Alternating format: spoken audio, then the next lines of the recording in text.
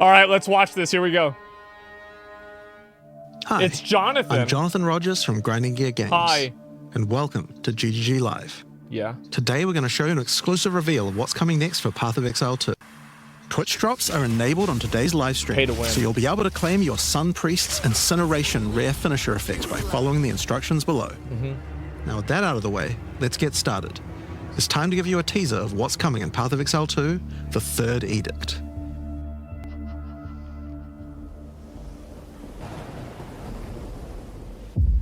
Oh, they got a whole cinematic for this. CatDany! Nice. I have called you here to save our people, to save our way. Over the ages, we have known pain like no other, but we endured, and we It is the became Karui. mighty. Yeah. Now, outsiders dishonor our shores, and we have stood by, Uh-oh. doing nothing. Uh-oh. Hear my Damn. voice, ancestors. Show us your strength. Show us the true way. Oh, yeah, you're getting Marauder for sure. He has an axe. understand. He does have an axe. Well, that one's in the game already.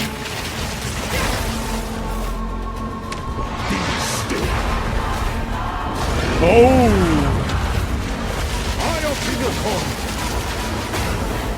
Gotcha, bitch. That's Elon's build.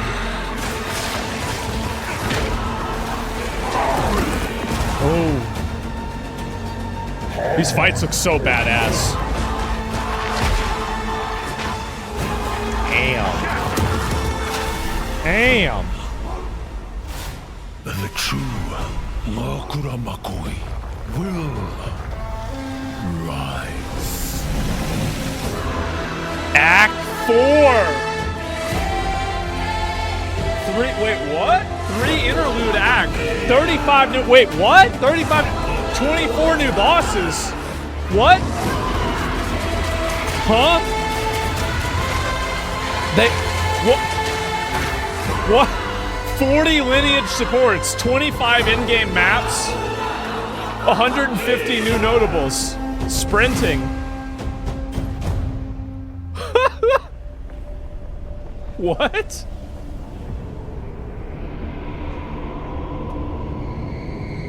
Rise of the Abyssal. Oh shit.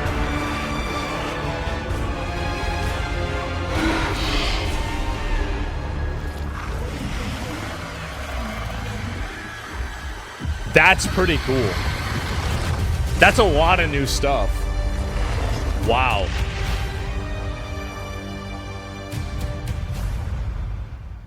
God damn. That's in a week.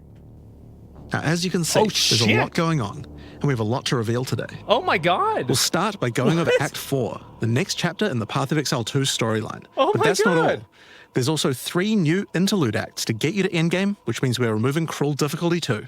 Wow. After that, we'll be going through the massive changes to characters. I'm super excited to show you how I've overhauled the entire Massive support gym system, Oh. added new skills, and yes, there are buffs. Good. Next, we'll go over the Rise of the Abyssal, this season's exclusive league mechanic, and talk about the new rewards, crafting systems, This is areas, cool. and bosses that it adds. After that, it's on to changes we're making to the endgame. Then it's time to talk about items. That's what I crafting, wanna see, and yeah. trade. That's going to be a big one. Asynchronous We'll trade. then go over our new supporter packs and finish Thank up with a fucking live God. Q&A session where Ziggy D will ask Path Oh of Exile my 2's game God. directors, myself and Mark, Thank your questions God. from Twitch chat. Wow. And after that, at 4 p.m. Pacific, hatch notes. They're not quite complete, but they should give you some nice details to chew on. We'll watch all this. We'll watch the Q&A, maybe like We've got a highlights lot later. to cover today. But first, another I don't want to announcement. watch everything else live. When the Third Edict launches on the 29th, we'll be having a free weekend for Path of Exile 2. Damn. That's right, Such Path a of good Exile idea. 2 will be free for the first time without requiring an early access key. Maybe I should play that. The free weekend will end on September the 1st, so you'll have plenty of time to give the game a try.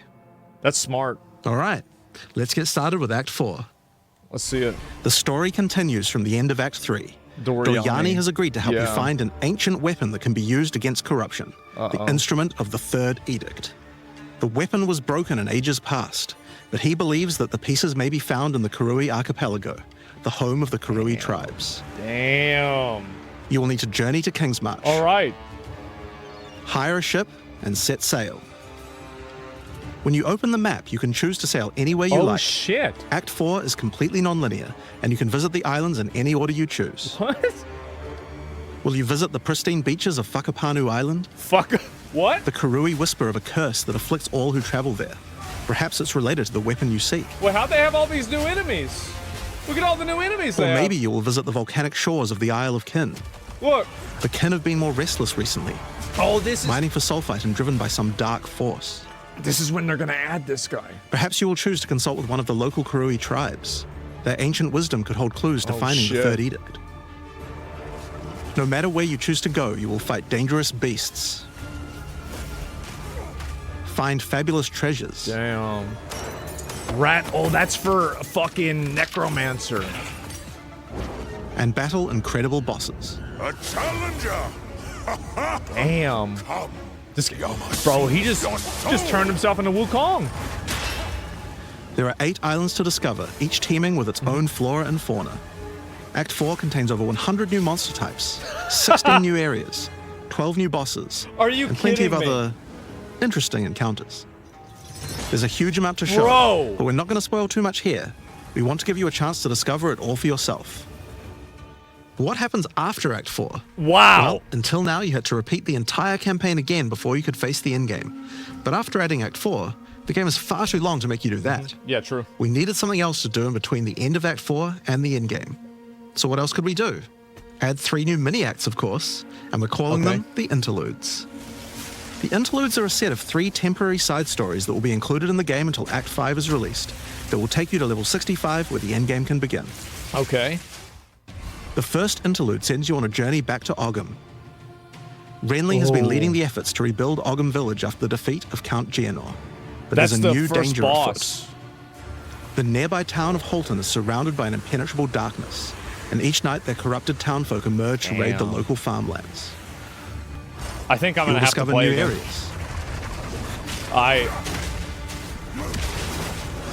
and new bosses. Oh man. You'll need to Yeah. find your way through the darkness, uncover the source of corruption, Soon you will serve our This might be it, master. guys. and defeat it. Yes, I shall dance with that cold. Damn, this bitch is crazy. And that's just the first interlude. Insane game, yeah. The second interlude will have you return to the Vasteri Desert, where Asala has been given a sacred duty. That was Act 9. When the skies align, the gifting of water requires a chosen Sekima to meet with the Selkari, guardians of the sacred water. But they're The nowhere to water. be found. You will need to track down the Selkari. Find those responsible for disrupting the gifting. Damn. Fight even more new bosses. Discover the secrets Should've of the blocked ancient it. ritual. No druid? Druids are furries. Discover new locations. Look at that shield, bro. And ultimately help Asala carry out her sacred duty. Now for Interlude 3. Oh. As Royal Thaumaturge of the Vaal, Yeah. Doryani had plans within plans to save his people from the cataclysm perpetuated by its Ares' He lust for looks power. so cool, too. One such plan involved sealing a group of willing Vaal deep in a great mountain vault near the home of the Asmeri, Of willing deep enough to oh, survive shit. the cataclysm. Damn. Even though So it's like thousands of some years have Galactus passed, shit. he believes that their descendants may still live, and may be key to defeating the beast. Damn. The journey up the mountain will be dangerous. That's a cool idea. New foes stand in your way, Mr. Bird. and the further up the mountain you venture, the colder it will become. Uh-oh. Uh-oh. Explore caves of ice, and enter the vault itself. Who can say what you will find within? Man. The interludes are 6 to 7 areas each, and generally include 4 boss fights as well. When you Man. put that together with Act 4, that adds up to 35 new areas in the campaign, and 24 new bosses. Wow. It's worth making clear that the interludes are temporary. When Act 5 and 6 are added, the interludes will be going away. These are side stories after all. But don't worry, the bosses and areas that make up the interlude are all part of the endgame. Yeah, We're they'll not just going probably- to throw them away. Yeah. I was And with wondering. I was that, like, wait, we don't what? need cruel difficulty anymore.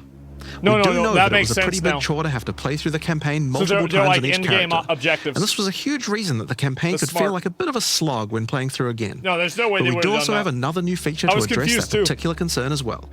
Don't want to interrupt. So let's talk about sprinting. What's In that? 030, when you hold down the dodge roll button, your character will go into a sprint after they finish the roll. Oh, running fast. This is available on all character classes, and there's no limitation on how long you can sprint for. This is The such a primary huge purpose W. of this feature is to make navigating areas faster Yes. when out of combat. That's right. Because of that, if you do take a hit while sprinting, you'll fall to the ground. That The best idea is to use a skill when you see That monsters. sucks. That'll break you out of the sprint so you can engage with no danger. I'm If you do definitely need to going run to get away from myself killed by monsters, sprinting. just hold spacebar. You won't be vulnerable during the roll, and you're faster while sprinting than basically any monster in the game, allowing you to retreat from combat. Sprint What about is a a pretty Soul significant Reaper? change to PoE 2's gameplay. What I like Soul most Reaper about it is that empowered. we can accelerate the pace of the game for those who want that, without having to compromise on PoE 2's more visceral combat systems. Okay. Okay, so that's the new So extensions to the what is- campaign. what is- But there's a whole giant league to play through as well. All right. I'll leave that to Mark to talk about later. And that's because what I want to talk about now is the new stuff for your characters. And probably one of the biggest new systems here is with the support gems. Now, support gems are one of the most interesting elements to creating a build. They're what enables so many interesting mechanics and different ways to play. But PoE 2's support gem system has just never been quite right. One of the major issues is right. the limitation of only having one support He's gem right. of each type on your character. We didn't want builds to just become using the same 5 most powerful Yeah, supports in because it'd every be skill. metagaming. The Yeah. problem with this design, though, is that it's actually working against using multiple skills in your build. If you can only use each support gem on one skill, it means that you're encouraged to go all in on that one ability. And we want to encourage you to combo your abilities. Something needed to change. It's that So lightning with that in spear mind, shit. we've removed the restriction of having one of each support Wow. gem per character. You can now use as Wow. many copies as you like. This should drastically increase the amount of possible builds and increase the amount of skill diversity. Oh. That. There are a lot of potential builds that I'm glad suffered from they're the previous trying this restriction. too. Even if For you don't like example, the idea, a poison they build should previously 100% couldn't try add it. poison to more than one skill. This is the best time to They try couldn't it. use stacking poison on more than one skill either.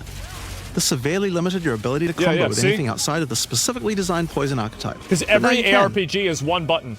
Many utility skills previously couldn't scale to in-game because the supports that would make them scale Yep. were more useful to use in other skills. Right. You would never speed up killing Palm with martial tempo when you would much rather use it on your primary skill instead. Mm-hmm. There are more examples like this all over the place. More freedom is just good. Yeah. In addition to that, though, we thought there wasn't enough feeling of progression in the supports as you went through the game. True. There were only 3 tiers of supports, A lot of the and third many of the tiers most suck. important ones were given out at tier 1. Yeah. Also, there were no strict upgrades, meaning that upgrading supports when you ran out of sockets required quite a lot of thinking. In order to solve these issues, we now also have multiple levels of many supports as you go through the game. Damn, big dick. For example, Big double dick. barrel support gives you an extra bolt, but at the cost of 30% less reload Yep. speed. At tier 2, the penalty gets lowered to 20%. Ooh. But then at tier 3, the support gem gets something new. It now reloads automatically when you heavy stun an enemy. That's In a some stagger. cases, the highest tiers might work a little differently, and you'll have to decide if you like the upgrade or not, depending on your build. For example, rapid casting. The first couple of levels gives 15, then 20% increased cast speed. Yeah. But then at tier 3, it changes to a new approach. What? For each different spell you cast in the last 8 seconds, you get 10% increased cast speed, which could be a pretty big bonus if you use a lot of different spells. That's some So that's pretty Talrasha good for shit. upgrades through the campaign, but we wanted to add a little more spice to the For my in-game Diablo supports 3. too. And that's where our new system, Lineage Supports, comes in. You can think of these like What's this? unique items, but for supports. There are supports that are only available at endgame, but they're much more powerful. Like Ratha's Assault. It's an upgraded version of Double Barrel that reloads your skill as you dodge roll, as well as Oh. increasing the number of bolts it can hold. But it Wait, does that's- mean that it's the only way you can reload the skill now. Now, unlike regular That's supports, badass. you can't find these through the uncut support gem. Just like unique items, many of these can be found from specific bosses. Oh shit. You gotta target farm these And too. there's a ton in the regular drop pool too. Some of them are fairly rare, Imagine playing Diablo. others fairly common. Oh my god. Some of them are build defining. Others Bro, are just this is straight up power insane. upgrades. All in all, there's Wow. around 40 lineage supports being added throughout the endgame, so there's a lot of power to find out there. Now, the new support gems are certainly going to open up a That's lot of crazy. builds, but of course we have a huge range of improvements to individual character classes as well. As well as adding new skills, Yeah. we had a big focus on buffing existing skills so that they can scale well into the endgame. There's a huge amount to cover here, so we're not going to discuss everything. We're just going to quick fire through some of the coolest changes. Yep, no doubt. We wanted to make cold a more useful element on the Ranger, so we've expanded the cold tools That's available. smart. As well as increasing its range, Escape Shot now creates fragments of ice whenever it hits the ground. Yeah. These fragments explode after a short time, making the skill better for killing groups of enemies. But not only that, we added an ice fragment support that creates more of them when killing frozen enemies. And a new buff skill called Ice-Tipped Arrows that allows all your arrows to create ice fragments. That's cool. I don't know how This much already they're going gives to use players that a with, range but of wanting yeah. to use ice. But to take further advantage of the ice fragments, Freezing Salvo has been upgraded to shoot additional cold arrows I towards hated every this fragment, dick sucker, giving man. you a nuke-like ability. How many of you guys got killed off screen by him? We've also modified Snipe to consume frozen from enemies, dealing a huge amount more damage, giving you a nice ice single target option. Yeah. And something you might notice about this It's is just that what the he bonus did. is a lot higher against bosses. Ooh. This is actually a change you'll see throughout the entire game. Damn, that's Since a it's a lot lot. harder to freeze a boss, you should get a bigger reward for it. True.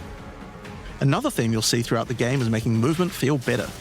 Yeah. Toxic Growth is a skill that was pretty cool, but a bit annoying to use with the jump that it had. Now Toxic Growth is a range skill, so you can spam it more easily. That's smart. And we've also added a new poison skill while we were at it, called Toxic Domain. It creates a small area around you that makes all your attacks create toxic growth pustules. That's but cool. attached to monsters. I'm never going to play a Another poison skill that build. was annoying to use was Electrocuting Arrow. It's now just a regular arrow, making it easier to use. That's smart. But it also means you can support it with projectile supports.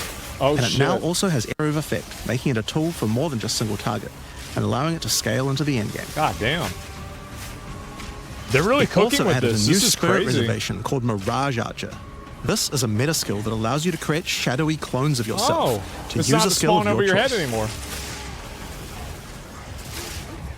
Of course, one of the other big problems the Ranger had was survivability. Yeah, you about to die. Evasion was the weakest of the three defenses, and we wanted to change that.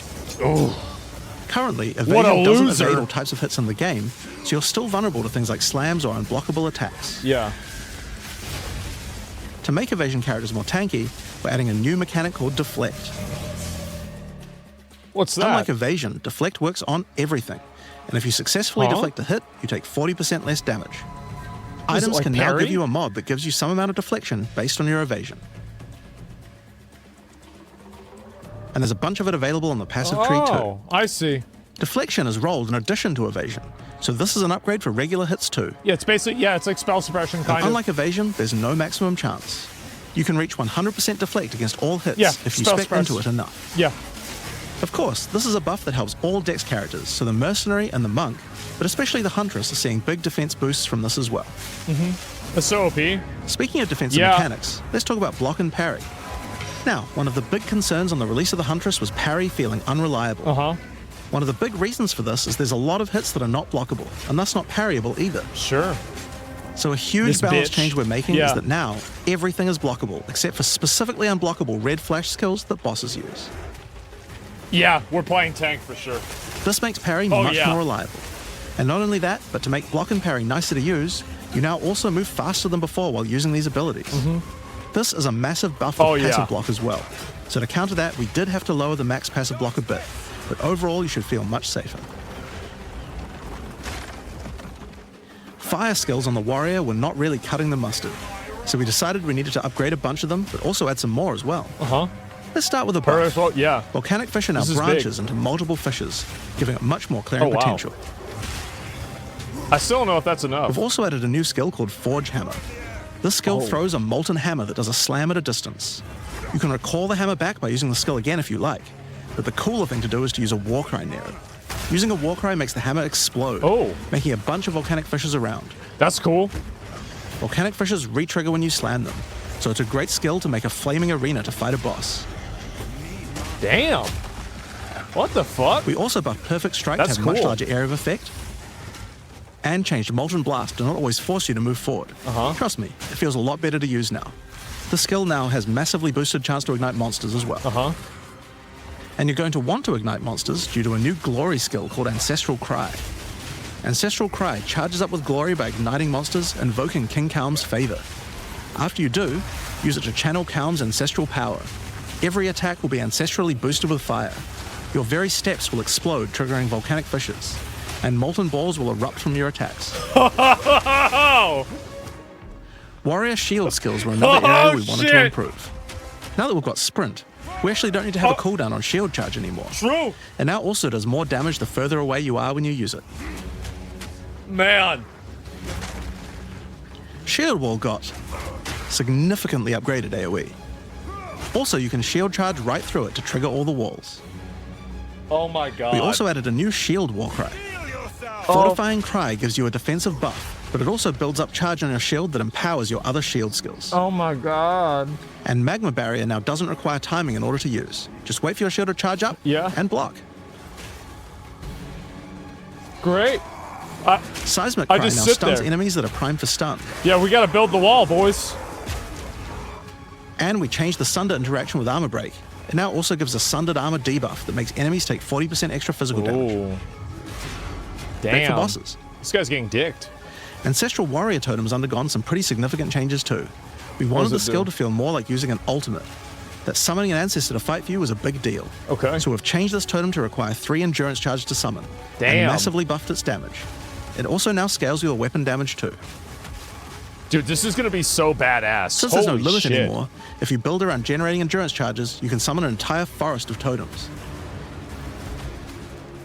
In order to make that easier, we added some new sources of endurance charges. So There's now a support to make Perfect Strike generate charges, and a support for generating endurance charges from heavy stuns as well. So that's all I do. I just make totems and stand there. Speaking of totems, we wanted to upgrade the War I Break. like that. Among the other changes we've made to this class, Answered Call now gives an extra totem, and the spirits have just been generally buffed in many ways. totems. Use it with your limitless ancestral warrior forest to make an army of Karui that would make Tukohama proud. Oh my god. So I can We've be also in. merged the Great Wolf Howl and Warcaller's Bellow support, so that you can get all the benefits with 1 point. Jesus. And Encased in Jade no longer removes the Jade when getting hit, making it a much better defense. Oh my god, man. Next up, let's talk about accuracy. Accuracy was always intended to be something that warriors didn't need to care about very Yeah. much so long as they're in close combat. Yeah, not really. But unfortunately, that's not currently the case. This was particularly annoying with skills like Bone Shatter, which you certainly don't want to mess Mm-hmm. with. So we significantly buffed your chance to hit at close ranges when you don't have much accuracy. Okay, that's good. Warriors Yeah, I never shouldn't even require cared about any accuracy. investment in order to hit with close range attacks now. We also wanted to improve armor. Mm-hmm. Now, one of the major weaknesses of armor is the inability to defend against elemental damage. Yeah. In order to mitigate this, we're adding a lot more of the stat that allows your armor to defend against elemental damage. Damn. It's now available on items and in a lot more places on the passive tree. Damn. Bro, we are building the wall. One of This the is- most important improvements this is we've made in happening for 030 sure. is to declunk the action and flow of shooting crossbows. You can now reload crossbows without any movement penalty. Oh, that's nice. But not only that, all skills that can be used while moving now slow you for a shorter amount of time. This change benefits everyone, Yeah, not I just feel like crossbow playing skills. this class was With slow. both of these changes put together, the run and gun playstyle feels much better. Mm-hmm. It's hard to explain how important this change is for the feel of the class. Yeah. The Mercenary is also a good chance to talk about how we're rebalancing to make comboing skills much better. Take Shock, for example. It buffs Got him. damage in lasts 4 seconds right now, but that isn't really giving you enough time to take advantage of it. Yeah. If you're going to add a lightning skill into a build that otherwise wouldn't use one, Mm-hmm. we need to make mechanics like this much better. Actual defensive To have options. increased Yeah, shock imagine duration on that. monsters to last 8 seconds, That's crazy. and skills like Plasma Blast, which are intended to be good at shocking enemies, now increase the damage bonus by a lot more. You'll find changes like this all around the game. Chill now lasts 8 seconds, giving you more of a reason to weave in cold damage. Freezing skills are better It's at freezing. pretty obvious they're worried about Burning people skills using need to one cause skill burns all the that last time. longer. They don't But want making people to skills do like that. Permafrost bolts and incendiary shot double down on how they're supposed to be used. It makes using them in your build alongside So other they're skills trying to like much more likely. incentivize not doing that. We're also making sure to buff specific combos too. But for The freeze me, I'm not going to explosions use from any frag rounds skills. now chained to nearby enemies. I just stand there and they die. And using high With velocity thorns. rounds with armor break will now fragment the opponent's armor. Oh, that's nice. This causes monsters to take a portion of high velocity rounds damage with Damn. every subsequent hit, even tiny pellets. So that means following it with a shotgun blast is way more effective. That's really cool. It's like an Now, act there's a one, lot more right? buffs to crossbow skills, but for now, I'm just going to talk about the new one we added. Mortar. The Mortar Cannon. This one lets you socket any grenade skill, and using it will summon a cannon which Does it loads and then shoot the fires the cannon? grenade you choose.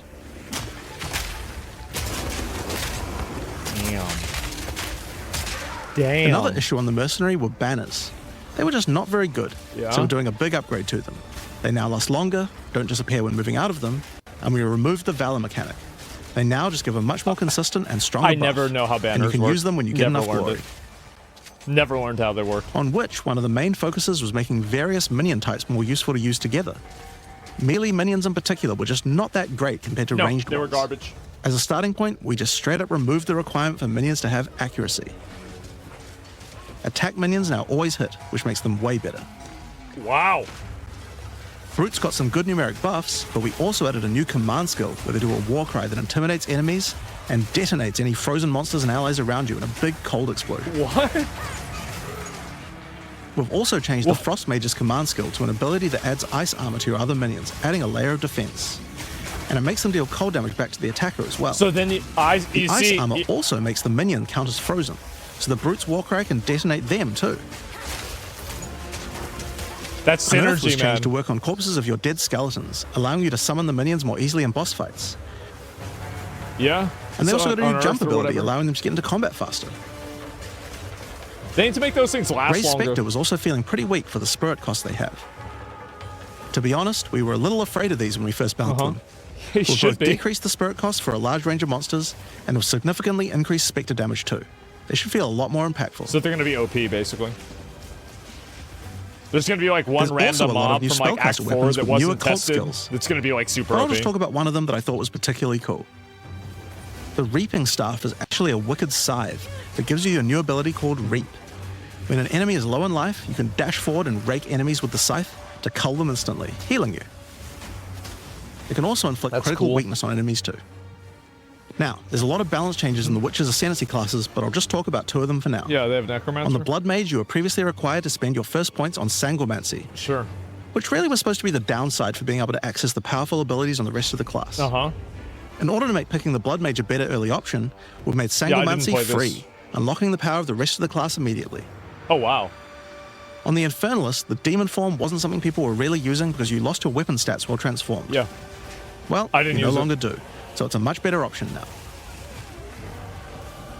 I still don't On the know if Monk, it'll be the good. wind skills needed a big upgrade for sure. Staggering Palm can now stack up its duration if I'm you going use to be the skill honest, the multiple warrior times in a row. changes are by far So you the can best. keep the effect It's not of even all your close. skills throwing up wind much At more least so easily. far. Wind Blast had the purpose of building up to dazing an enemy, but dazing just Mm-hmm. Yeah, it's wasn't worth all insane. that effort. Now it just dazes on hit, meaning a single Wind Blast will make all your skills stun enemies more easily. Following up with Vaulting Impact on a dazed enemy previously did a bunch of stun. Now it allows you to break your enemy's stance. When their stance Oh. is broken, following up with a fast attack will do way more Oh, damage. that did a lot of... dude, that did a A cool lot. build that certain people always enjoyed in PoE 1 was hand-to-hand combat. But until now, we just didn't have a real way to make it viable. Yeah. Well, that changes Hollow now. palm. The monk, as a true martial artist, now has the ability to learn the hollow palm technique, a keystone that lets you use all quarterstaff skills while unarmed. Never played the game, should I get it? They got a free weekend All next weekend. quarterstaff attacks now have a Play it for special free and unarmed decide. version, and you get further bonuses to all your attacks from stacking energy shield and evasion on your character. Yeah, you don't have to think about it. A new keystone we also added to the monk section of the tree is Walker of the Wilds. Damn. This changes mana leak to work with elemental damage instead of physical, Uh-huh. which is pretty useful for all those elemental attacks the monk has. Yeah, I feel like that's but all- it works well for the ranger too. Yeah, you always use elemental attacks, pretty much. At least Now, every one of build the I've least seen. used Ascendancy class in the game is the Acolyte of Chayula, so we knew we needed to make some changes here. One of the key things we had to do was make the chaos damage that the Acolyte can do much more useful. So we've added a new skill, allowing chaos damage to ignite, Unraveling. shock, chill, and freeze, embracing the elemental prowess of the monk in a truly chaotic fashion. In addition, he can make all of his chaos damage leech, Damn. and we've buffed Into the Breach and Embrace the Darkness by moving the effects of the 4-point nodes into the base skills. He also gains a new notable, Grasp of the Void, which leaves void illusions behind you as you dodge roll. If That's they're kinda killed, cool. they do massive explosions of darkness, dealing damage to everything in sight. Oh. Wait, so you just Now let's talk about space sorceress bars? skills. One of the things we wanted to improve on the Sorc is the ability to use multiple elements together more effectively. Now, this might seem small, but one of the things pushing you towards using a single element is debuffs like elemental curses, Yeah, sure. which lower resistances of a single element. Flammability. In order to fix that, we're making quite a lot of game-wide changes to these kinds of mechanics to broaden what they apply to. Okay. So for example, there's no longer 3 curses for fire, ice, and lightning. Instead, there's just a single curse that buffs all 3 at the same time. And things like Frostbomb, which gave you cold exposure, now give elemental exposure. You can use it to buff any of your other skills. They really don't want people using one skill. We also wanted to make switching between different weapon sets smoother, so you can use don't want different people elemental doing that staves anymore. more effectively.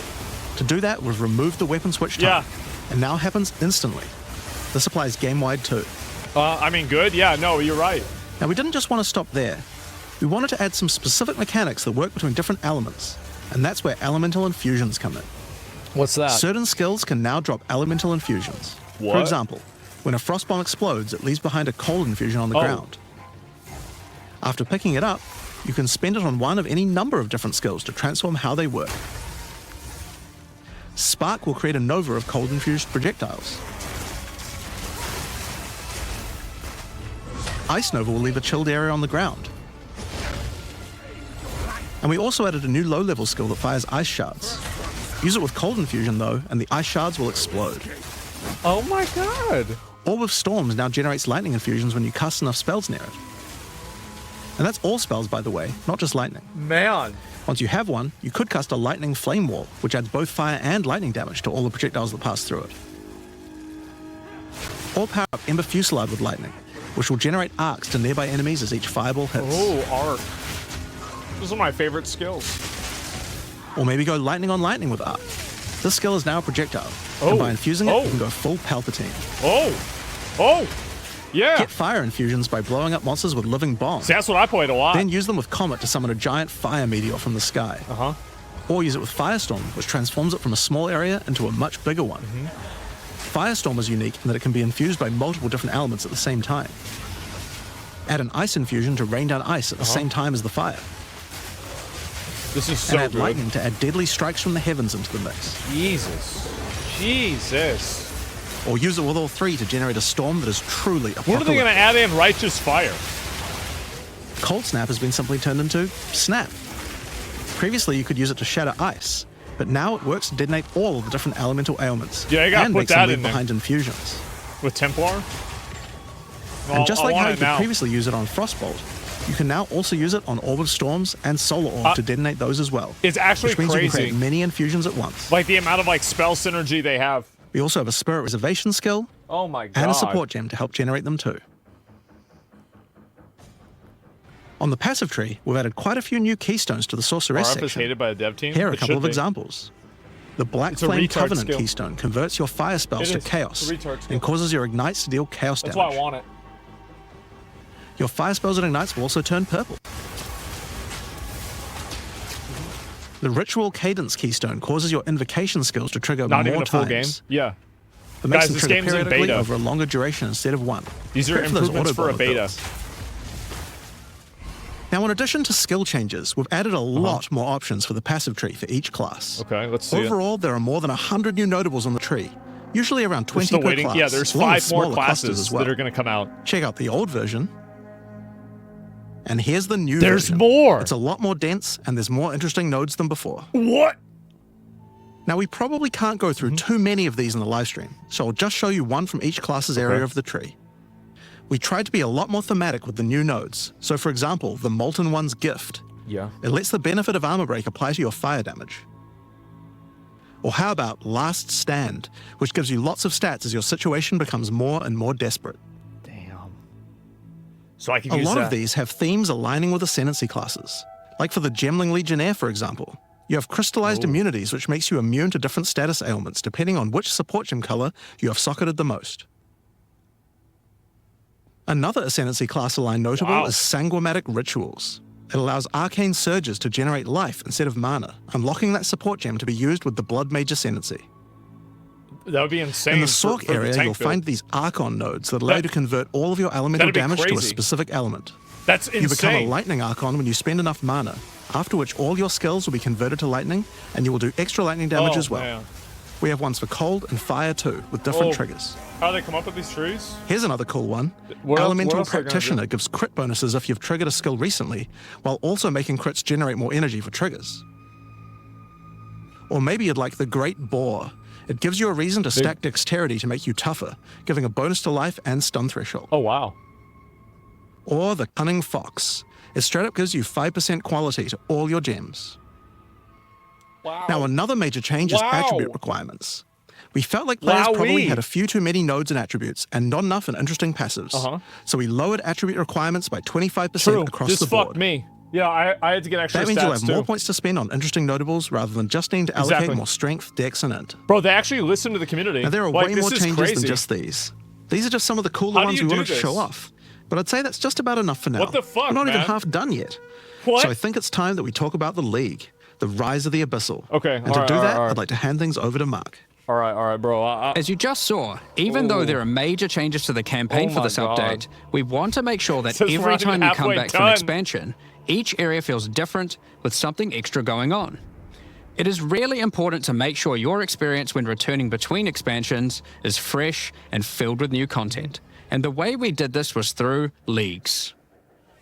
Every expansion we make has a league, which not only has a fresh economy, but also has new content exclusively available in that league. So, let's delve into the details of what Path of Exile 2's first official league is bringing to the table. The Abyssal are a race that have mastery of forbidden magics and necromancy. They were thought to be extinct, but have merely been biding their time underground. They're the bad guys. You first encounter signs can of the tell because Abyssal they're in green. Clearfell, where you discover that during the night, weaker members of the Undead Legion have been attacking the encampment. The townsfolk require your help to investigate where the monsters are coming from and put a stop to their attacks. The Necrons are green. Ancient creatures lurking beneath the surface. As you proceed through Rayclast, you'll find fissures in the earth connected to larger pits. The monsters normally inhabiting the area are being affected by it. You see, harmed this by is it the even, way it should work, having their right? souls eaten to strengthen the Instead abyssal of, underground. instead of having a map tell you, As you just defeat look the at monsters, the screen. the fissure closes and abyssal emerge. You see how handed that by you works? killing their food. That way you don't have Once to play all off those the fissures minimap. have been sealed, the pit activates, and more abyssal pour out. This is where the larger and more dangerous monsters reveal themselves. They have those as hordes cocksucker of abyss will birds. spew out from the pit to take your soul. If you kill a magic pack, then magic abyssal arise. Oh. If you What kill a rare, boss? then a rare monster will emerge from the pit, Yeah, but what if you having kill boss? absorbed some or all of its modifiers for itself. This means the monsters emerging will boss? generally be more difficult and more rewarding, as each modifier gives better rewards. Sure. If you are able to kill them all, the pit will seal shut. As each pit is closed, it reveals a potential reward. Can you go in? Abyssal troves will rise up out of the pits, allowing you to Yeah, get some you're gonna epic be able to go loot. in for sure. Damn. 4 Areas yellows. often contain many pits, with many fissures, and the amount goes up I as have you those in my progress through the house. game, getting more intense. It doesn't stop there. When monster mods are absorbed, they have a chance to become infused with the dark necromancy, That sounds like transforming them bullshit. into abyssal modifiers. For example, you defeat this monster with the Mana Siphoner modifier. Yeah, what does he do? Their soul is eaten by the pit, and a rare It's a monster soul emerges. siphoner. The Mana Siphoner modifier has transformed into Soul Siphoner. That's And is bad. now amplified in danger and reward. So it sucks both of them out. Abyssal pits also interact with Those more other loot monsters drops? and mechanics. Yeah, there's more. If you defeat a rogue exile that's near one, it'll be revived as a Lichborn that has multiple abyssal modifiers. That was Lichborn one of the only exiles cool even things have that their own Diablo unique 4 jewel had. they can drop, And if now you it's are gone. lucky enough to encounter and kill them. Man. If an abyss spawns near a boss, killing it will summon a gigantic Giga Larvae creature. Monsters imprisoned in essences near abyssal pits are affected by the abyss too. They will come with an additional new essence item that can be used to craft your items. So, that's your bread and butter of the Abyssal League. Kill surface-dwelling monsters, What do you get? kill the emerging abyssal, close the fissures, overcome pit encounters, and reap the rewards. Yeah, we're playing this. There's a man. lot more to this league, however. Yeah. As you complete abysses, you can find ancient pieces of bone, preserved from the remains of fallen Lichborn. These are one of the many Oh, do you put rewards them for your together? mission to seal the pits. Desecrates a... Oh, it's like a... You can use this on a rare item to imbue it with abyssal magic, Oh. adding a special hidden modifier to your item. What But does how that do you say? reveal it? In Act 2 of the campaign, you'll encounter a Is it like new veiled area. items? This area is overrun by the Abyssal and the Lost Men. After clearing through this area, you'll find the Well of Souls, a giant cavity with a massive vortex of souls swirling beneath you. What? So how do you reveal the mods on your Abyssal-infused items? click on it. Obviously, just throw them in, right? Yeah. Yes, that's exactly what you do. Before throwing it in, you are given the option of how you want to transform it, Okay. in the form of a choice of Yeah. 3 different modifiers. Once you've chosen your So desired it's mod, veiled items. throw Got it in, where it will absorb the power of the souls, and the ominous creature will then retrieve it for you. Ooh. Well, that's These cool. modifiers can be ones from the core mod pool, all the way through to specialized modifiers that cannot normally appear on items.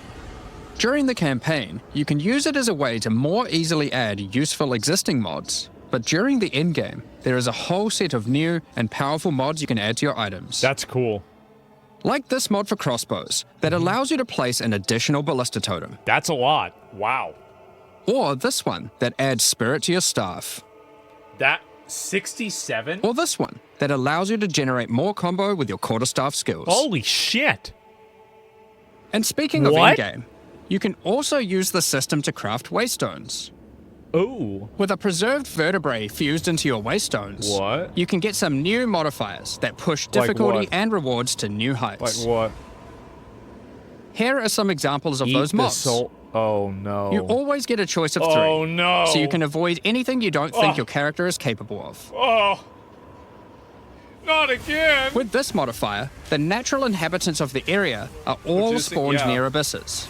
And there are up to 9 additional abyssal pits in the area, What the making fuck? it just a full-on abyss ruckus. It's an abyss, like, map, basically? Or this one, which causes the final abyssal pit in the area to always result in a boss encounter.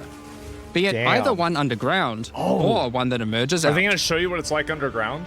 There are dozens of these waystone modifiers in total you can get from this crafting. That covers the new crafting mechanic. So what's left? Yeah. Well, we talked about how when closing pits, you can get abyssal troves. But sometimes when closing an abyss, you'll reveal gotta an go- underground cavern that leads to the abyssal depths. After jumping Look at into this. the depths, you'll find an abyssal city, swarming with legions of the undead.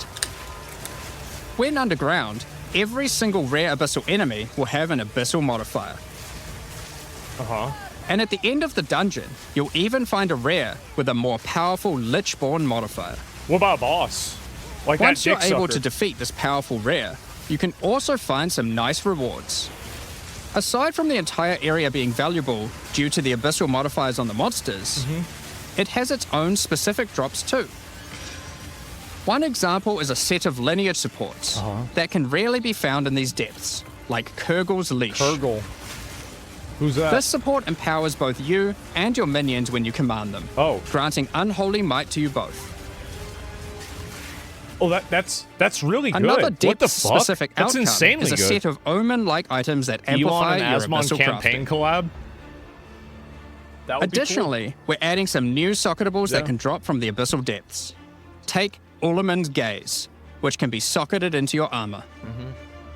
These are a bit special in that you can only have one equipped at a time, but give some pretty powerful effects. Think of them as almost a unique socketable for your equipment. be cool. Yeah, that's cool.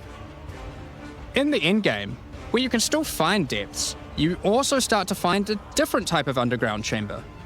In these areas, you'll find an ancient spire. Oh, it's a boss. A device being used by commanders of the abyssal factions to plunge Rayclast into a lightless void.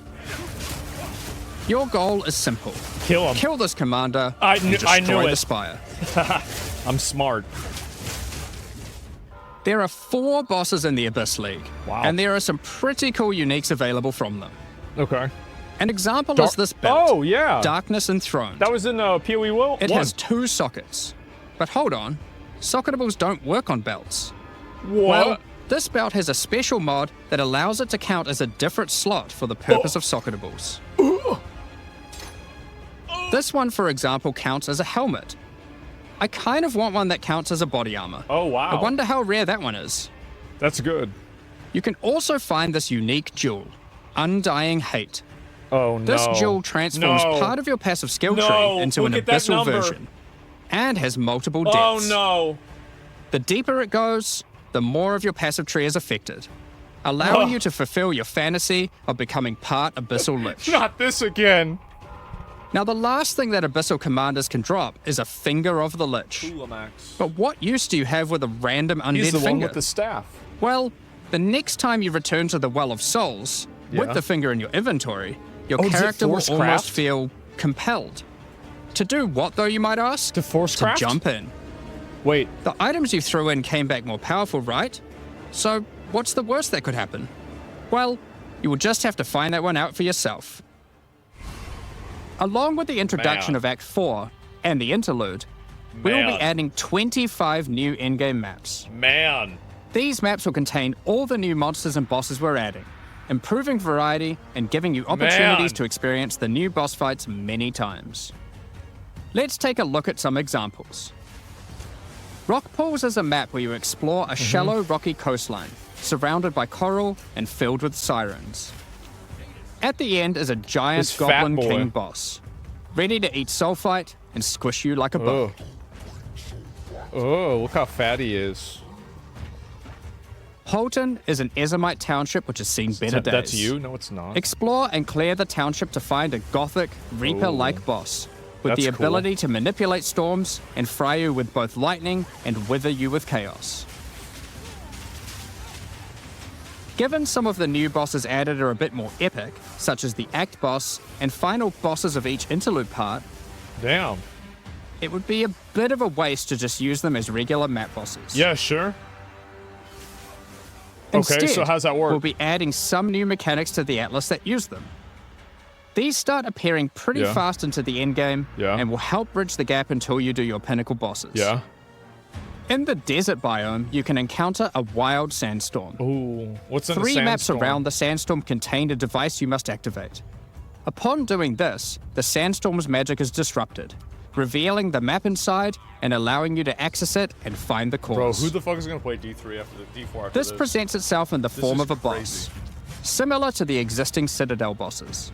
This is insane. This boss is a Faradin Swordmaster, who has been blessed with the power of a time gem, allowing him to take his swordsmanship to the next level by replicating himself, maneuvering just looks like he's rapidly, lagging. and severing the fabric of time itself with his powerful slashes.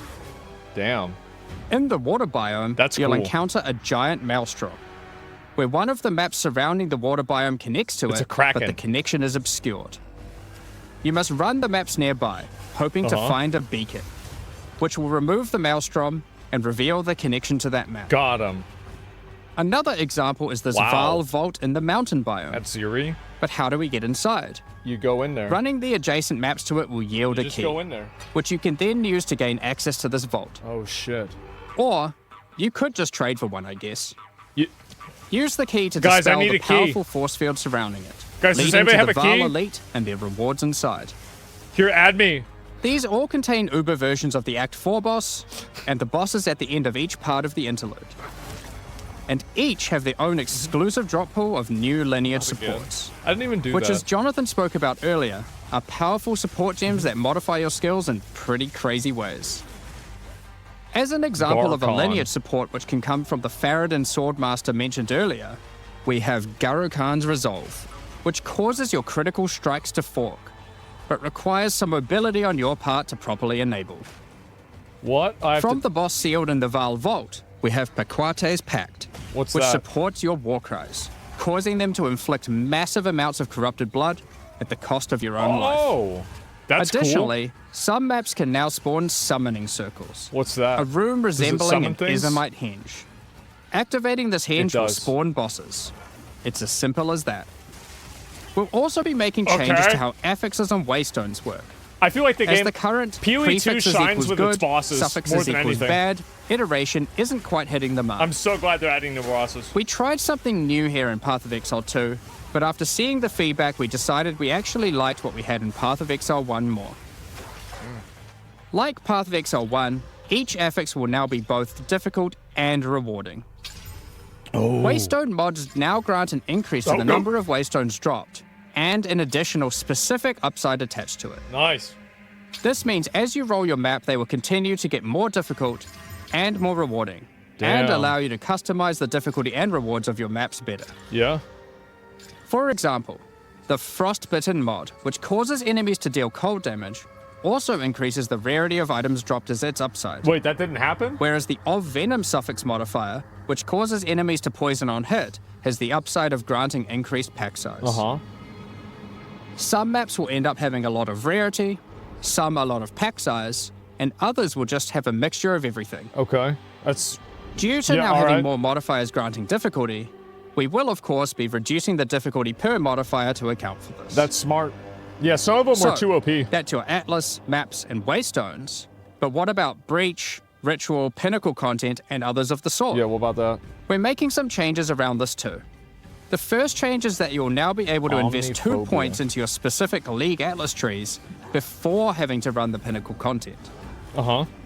There will be a specific objective for each type of content which grants you those points. Damn, he's getting For dick. example, Look at that. in the case of Delirium, it's simple. Bro, he's getting mega You just need to dick. find and kill one of the bosses in a map, Omniophobia or Kosis.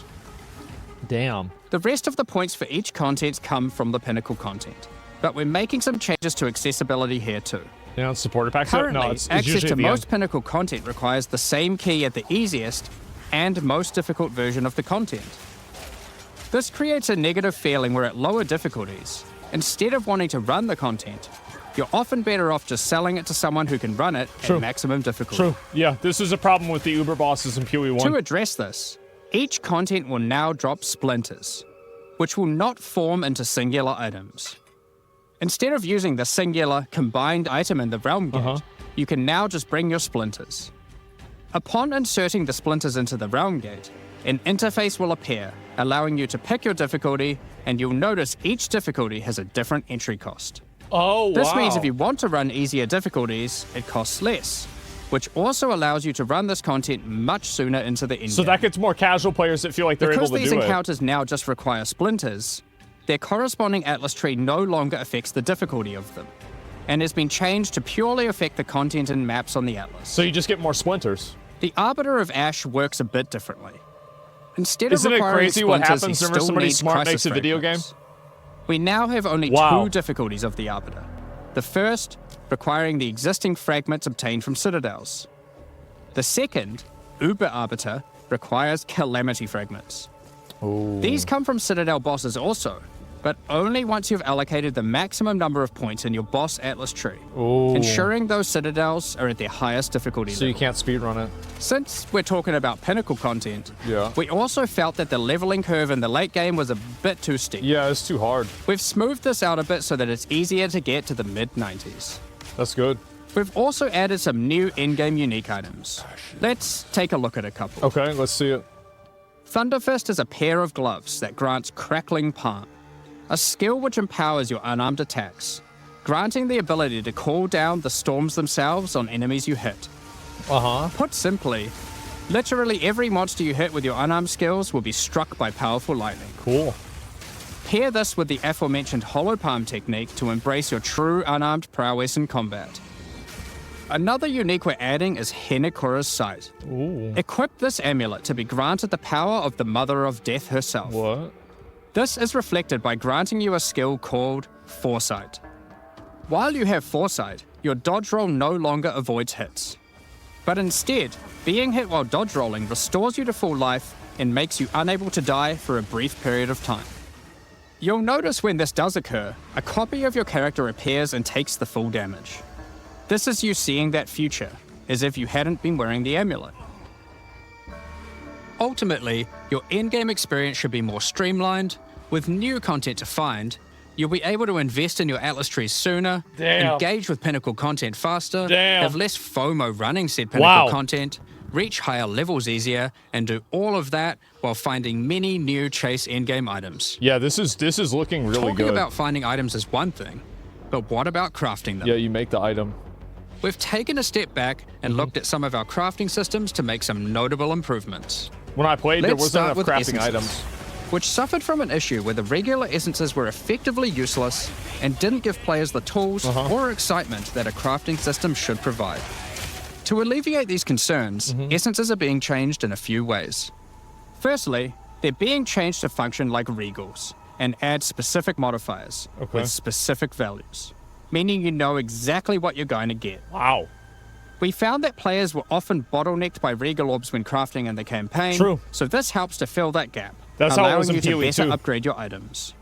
Or PoE 1, I mean. For example, this Lesser Essence of Flames, which will be able to add a flat amount of fire damage to your magic martial weapons. Secondly, we're adding many more tiers. So they're way more That Lesser Essence of deterministic. Flames, for example, good. has a regular variant and a greater variant too, adding even more fire damage with each upgrade. The intention of this is so that when you find one early on, you don't worry about holding on to it till later to use on a higher level item. You should feel free to use them as they come to get powerful upgrades during the Yeah, campaign. see, I always hated that. Lastly, our highest tier of essences, Yeah, I now never liked called that. Perfect Essences, will function like a Chaos Orb instead of a Regal. Oh. So it will replace one of the modifiers on your rare items with the specified mod. Ooh, that's exciting. Such as this Perfect Essence of Flames. Damn. You'll notice this one doesn't just add flat fire damage like the ones before So it. it's another Gamba. Perfect Essences often give something a bit different, with some opportunities to be pretty damn powerful.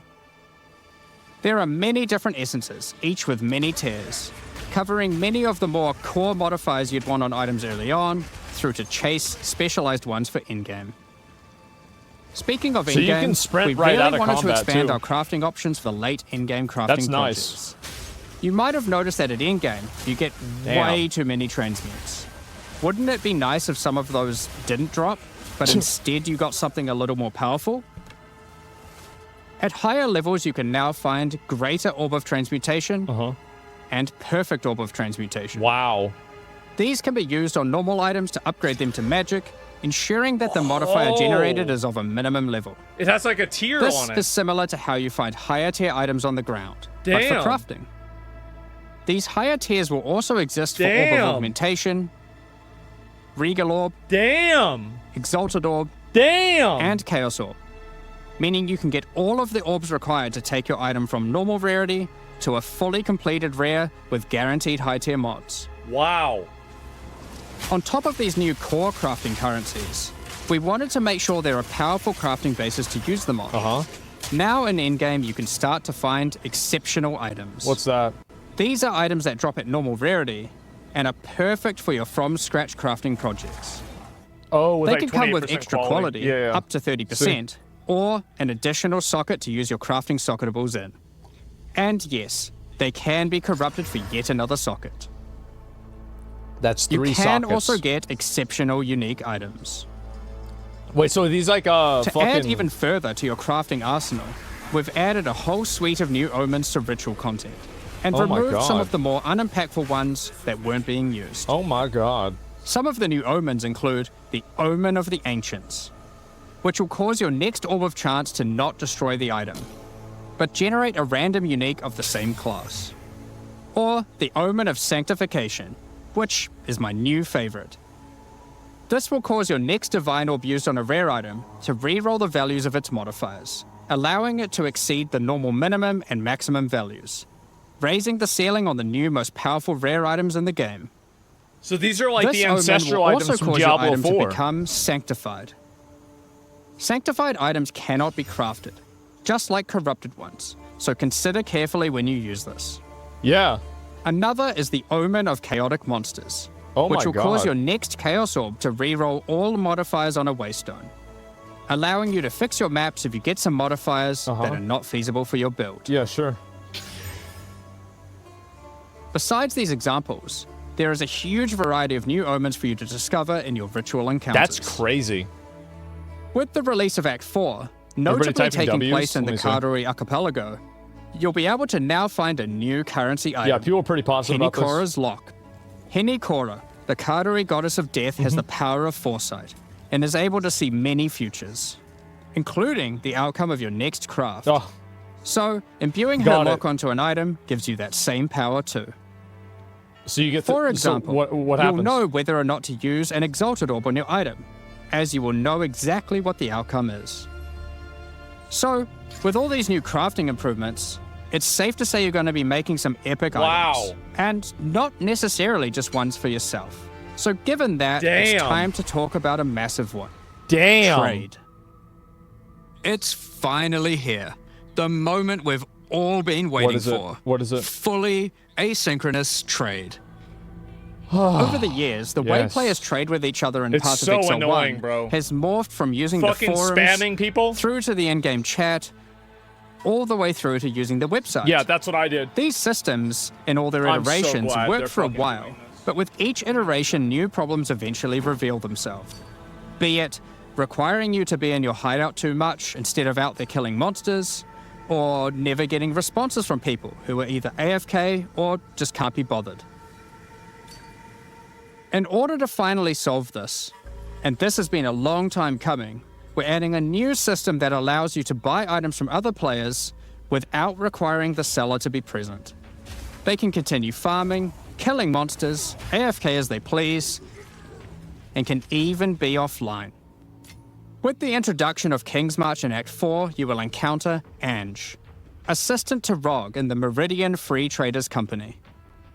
Over the last 2 decades or so, since Path of Exile 1's storyline, Faustus has handed down his knowledge and expertise to Ange, and she is now ready to take over his business. If you have a hideout unlocked already, you can immediately invite her there. If you don't have a hideout yet, you will need to acquire one. You can do this by completing a quest to defeat one of the bosses inhabiting an island in Act 4, allowing you then to take a slice of it for yourself, making it your new home and base of operations. Once invited to your hideout, she will now serve as operating your Ange? currency exchange, but also serve as the figurehead in your new trading empire. Damn, so they're basically doing So, an auction house. How does this new system work? In the existing trade system, Missed? you would It's list obvious items what for they were gonna sale do. in premium stash tabs. No, it's obvious what was going to happen. And then when someone wanted one, you'd have to take it out for yourself and trade it to them. Yeah, I mean, it's asynchronous trade. Logically, you could easily assume what's instead of happening. using those, you can give your items to Ange so she can sell them for Yeah, you. it's fucking obvious. Each item must have a price set. People even The did this prices in are set PoE using 1. in-game currency items, such as Exalted Orbs or Chaos Orbs. Yeah, they would give Once this. the price is they set, would like have a guy. other They would players have will be able sell to things find for the them. item by searching for it on the trade website. Once a desired item has been found, Mm-hmm. you can hit a button, which will instantly teleport your character in-game to their hideout. Then, you can immediately purchase the item.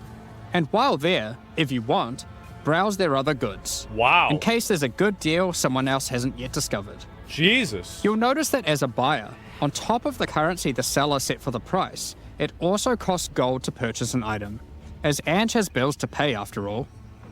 As a seller, you'll immediately receive a notification when an item of yours is sold, and can also see an effect above Ange in your hideout when she has unclaimed currency. That's money. That's the money thing. Just go talk to her, claim your currency, and continue playing at your leisure. Wow. As many people already acquired premium stash tabs for the purpose of the trade system, Does she we share wanted them? to add a way for you to convert your existing tabs to merchants tabs. Yeah. If you want. You can do that here, on the website. Oh my god. But only if you purchase those tabs before the release of the third edict.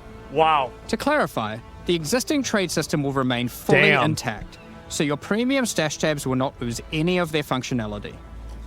We just figured people might want to switch over to this new system. We expect a I lot will. of feedback around this new system and are looking forward to trying it out with you. As we are not able to test internally with an entire thriving economy, there will certainly be some kinks to work Probably out. fuck ups. Yeah. Based on how the system goes, we will be adding it to Path of Exile 1 when ready. Wow. So any of the tabs you purchase will also be usable there later. Damn, that's a lot.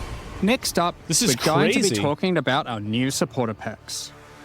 Today, we're launching 2 new series of supporter packs. Which one is it?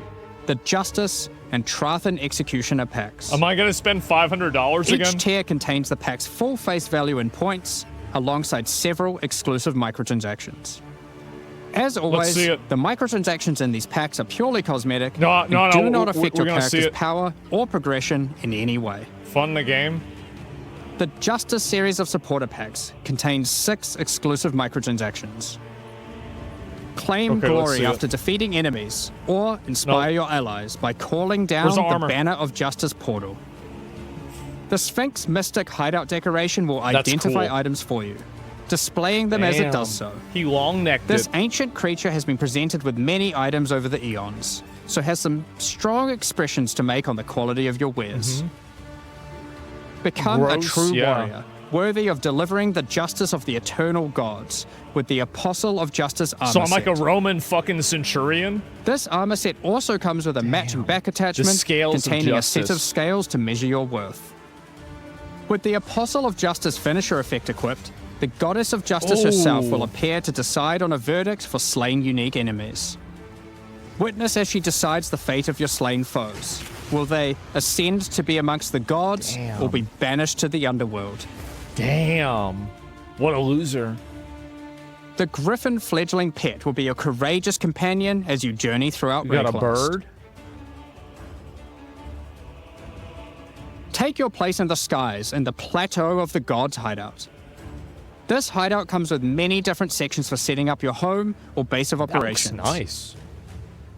In order That to looks travel real nice. between them, you simply just need to walk off the edge. What? Like a true eternal god, you can float between the mountains on the clouds themselves. That's cool. What the fuck? The Trathan Executioner pack series also contains 6 exclusive microtransactions. I like this one more. The Trathan Executioner finisher effect is a brutal display of Trathan might, crushing slain unique enemies as if they were bugs beneath your heel. That's cool. As a Trathan Executioner, you're the perfect master for the ever-hungry carrion raptor pet. Uh-huh.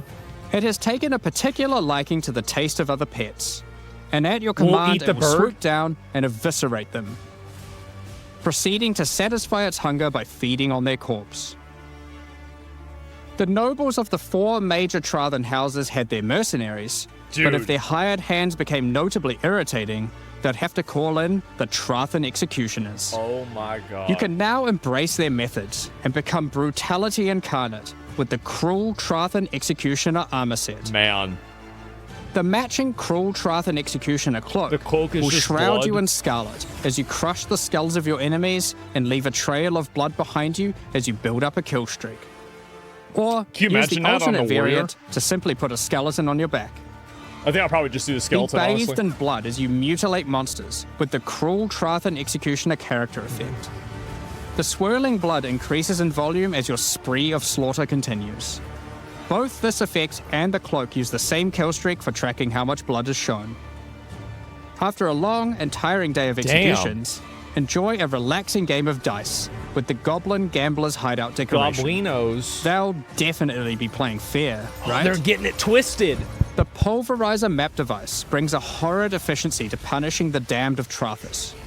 Each map you open will execute the next victims. This map device in its true ruthlessness tracks the total number of monsters killed, What? your kills per second, and your largest kill streak up to the point of the map being completed. Oh, that's badass. This is then displayed on a leaderboard so you can take a measure of you and your friends' violence at the end of each map. Damn. Additionally, any microtransactions from the supporter packs will be made available for use in Path of Exile 1. That's enough Yeah. about cosmetics. Yeah, I'ma buy it. Let's get into the Q&A. I'ma buy it. But firstly, I want to give a huge thank you for your ongoing support. We're Holy just about to shit, start man. the Q&A with Ziggy D. Afterwards, at 11 a.m. NZ time, or 4 p.m. Pacific, Mm-hmm. we'll post Path of Exile 2, the Third Edict's patch notes. With the release at the end of next week, our community team will be posting crucial Uh-huh. information you need for the release. Keep an eye on the news. Thanks for joining us today and checking out our latest developments. Man. We're looking forward to seeing your experiences with Man. Act 4 and its new bosses, fighting the Abyssal, Man. trying new builds, and crafting new items. Wow. We'll begin the Q&A shortly, so please get your questions ready. Holy shit. I'll probably just look at the highlights from the Q&A later on, so I don't need to go through all of it. But I will say this. This is fucking insane. This was a patch for a beta. A beta patch. Oh my god. Blizzard wellness check? Yeah, no wonder they fired that Rod guy. Holy shit. This is insane. And they buffed my character, by the way, massively. Like, this is... So the way that I wanted to play the game, this is the way that they buffed it. Like, I'm so fucking happy. I am so thrilled that this happened, man. How much is 600 coins? I don't know. It's like $480 for the really expensive one. I bought them for like 5 of my friends whenever the game came out. I don't know if I'm going to do that again, but I'm going to probably at least buy one for myself. Is it $60? Yeah, I have no idea. But yeah, I'm gonna buy the expensive one again. I think the new one where it like fucking like grinds up the corpses. That's bad. Will you stream it? Yeah, I'm gonna stream the day one of this for sure. It's the 29th. I don't think I have anything going on that day. So like I think it's a Friday or something. And so yeah, like it's gonna be going into the weekend. So yeah, I'm definitely gonna play it. I'm gonna play it, and I'm going to make the warrior build the way that it should have been, because you guys remember the first day that I played PoE 2. Like, do you remember the first day that I did this? Like, where was it the first day I played the game? Path of Exile 2 is out. So do you remember what happened with this? And I was playing the warrior, and I was just having literally the worst time that I've ever had in my entire life. Like, look at my face. Like, I'm not happy. Like, I'm very, very upset. Like, this is a terrible day for me. I was so upset. And then go look at this, right? Look at this. See, like, now I switched over to the other character. Everything's better off. I'm happy. It's great. You can buy the new packs already? Yeah, skill issue? Well, it was. But I will play this again. Absolutely. I'm planning on it. When did it come out? This was 8 months ago. So I haven't played PoE 2 for basically probably 7 months realistically. That's the day you turned on subscriptions. Yeah, I got like 40k subs in a day that day. That was a big day for me. And yeah, it was a very big day. There's actually a lot of games being released on the 29th. Well, I'm going to play this one probably. I mean, I can't really see a universe where I don't end up playing PoE. Look how happy I am, bro. Look how happy. This is, look, bro, wait, where is it? Where's it? Look at it. Everything is so good. Wow, wow, wow. Look how happy I was. Compare that to this. Yeah. It's not even in the same universe. Not even in the same world. So yeah, bro, like it's a total different situation. Playing Warrior versus that Last Epoch Season 3 tomorrow too. I can only play one ARPG at a time, okay? And the one I'm playing is PoE 2. I'm not going to be playing 4 other fucking games. I don't have time for that. That's not true. I do. Well, I kind of don't, to be honest with you. I don't really have time for that. But this looks fucking amazing. I'm super excited. Everything about it looked good. What do you think about them charging 600 coins? PoE's been free to play except for cosmetics. Whoa, 600 coins? What's being charged 60 coins? Is there something that's unique that like you haven't had for 600 coins? Yeah, it's a is there anything that's not yeah, these are all cosmetics, right? Yeah, I'm kind of confused by this. Or do you mean the game itself? Yeah, these are cosmetic items. Now, and also, like, I mean, here's the reality, okay? Yes, there is a little bit of money you need to spend in the game if you want to be maximum efficiency with having stash tabs and stuff like that. It's true. But the reality for that is if you take that money and then you allocate it to another game, you're going to go farther with that money than you would have with that other game if you had just bought the game, right? And so that's really the way I see it. And you spend $60, get all cosmetics plus 60 coins. Yeah. I mean, I'm sorry, guys. It's a lot for real. Exactly. Like, yeah, you have to buy Diablo 4, right? You have to spend money to even play the game. Whereas this, when it comes out, is going to be free. And even if it wasn't, I wouldn't care. It's be like $20. And like, if you buy, like, basically, if you spend $60 on this game, you get everything that you need in this game. You get every, quality of life increase possible, and you don't even need to do that. You can play without them. It's just a little bit inconvenient. So that's my opinion on it. I think it's totally fine, and it's not a problem at all. I know some people get mad about it because they're like, oh, it's not fair, it's not this or that. I don't really give a shit about that. I think that it's a great improvement, and I think the game's great. And so that's it. I thought it was more than cosmetics, my bad. Yeah. The thing is, though, a lot of people might not understand that because they're not used to video games not wasting people's time. So it makes sense that people don't understand it. I'm $500 in. KEKW, I don't regret it. I spent the majority of my net worth on Path of Exile. So I had $23 in my bank account, and this was during the PoE 1 closed beta. And I basically had to pay $15 to keep playing it after the weekend to be a supporter for the game. And so I took $15 of my $23 in my bank account and I spent it on PoE 2. I did. Or PoE 1, the beta for it. And said, well, yeah, that was okay, bro. This was in 2012. Very, very long time ago. I didn't have a job. I didn't have shit. But I had enough money to buy that. And that's exactly what I did. So, life savings for loot. Any regrets? Not a single fucking one. I had a good time, and I think I supported a game that was really good. So, I'm happy about it, and I have no regrets whatsoever. So, that's the way I see it.